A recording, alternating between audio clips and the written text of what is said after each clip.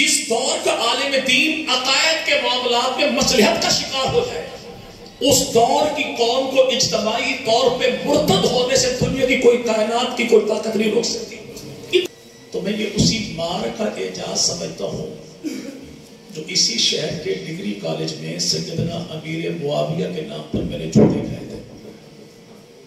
اتنی سی گزارش ہے اس سیدنا ابو بکر صدیق کے حوالے سے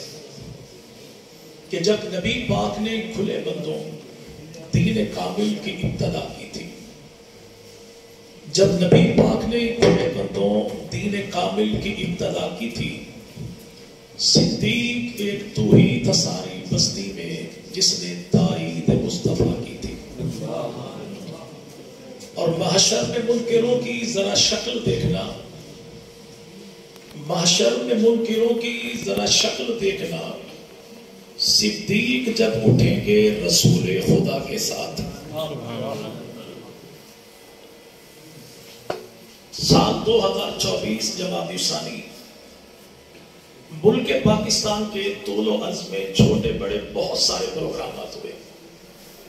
لیکن بلا مبالغہ میں کہہ سکتا ہوں کہ اس سال کا جمادی ثانی کی نسبت سے ملک پاکستان میں یہ سب سے خوبصورت ترین پروگرام ہے، اور یہ امید بھی کرتا ہوں کہ انشاءاللہ یہ پہلا پروگرام تو ہے، آخری نہیں ہے۔ اور کتنا ہی اچھا ہوتا کہ اگر یہاں پہ منتظمہ کمیٹی کی جانب سے آنے والے تمام مہمانان گرامی کو کوئی ایک ایک عنوان دے دیا جاتا،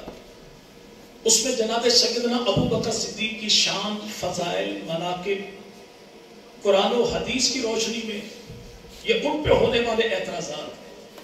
اگر ہر آنے والا خطیب کسی ایک عنوان پہ بات کرتا تو امید کرتا ہوں کہ یہاں پہ بہت سارے وہ شکوک و شبہات جو سوشل میڈیا نے ہمارے ذہنوں میں ڈال کے نوجوان نسل کو نظریاتی طور پہ مرتد کر دیا، اس کا ازالہ ہو جاتا۔ لیکن ابھی بھی ایک موقع باقی ہے، اور وہ یہ ہے کہ اگر ہمارے اس پروگرام کی منتظمہ کمیٹی ان تمام تر ہمارے مقررین حضرات سے ان کے وہ مقالہ جات، ان کی گفتگو تحریری طور پر لے لے اور اس تمام کو ایک جگہ پہ جمع کر کے ایک جلد میں شائع کر لیا گیا رسالے کی شکل میں،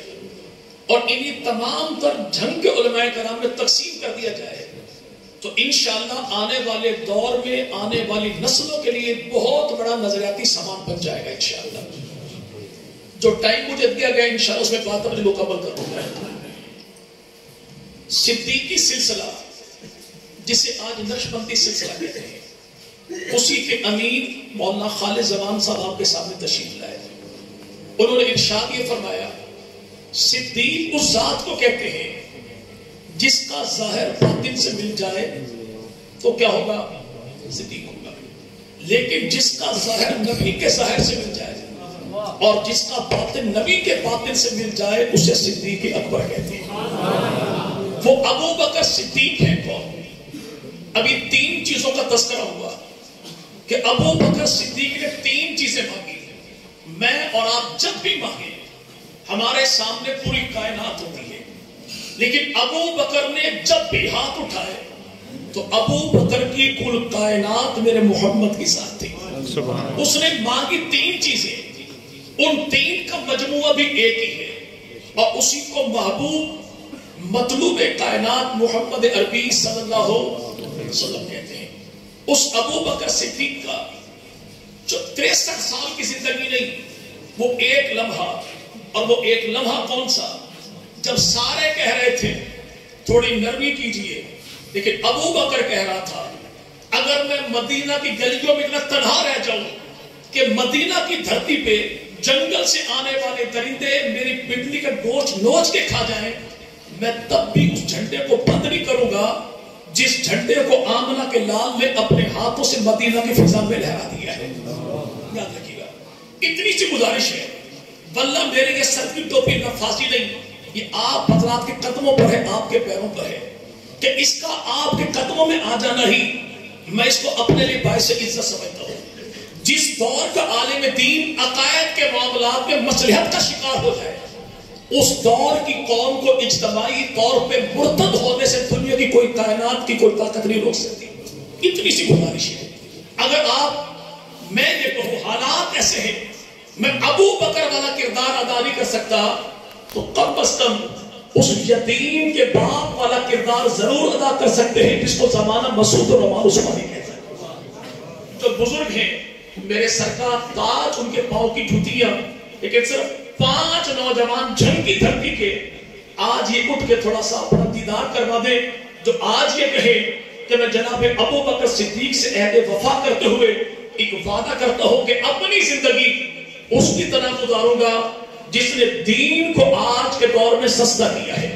ورنہ ہمارے پروفیشنل کاروباری خطبہ نے دین کو مہنگا کر دیا اور مرتدین نے ارتداد کو سستا کر دیا.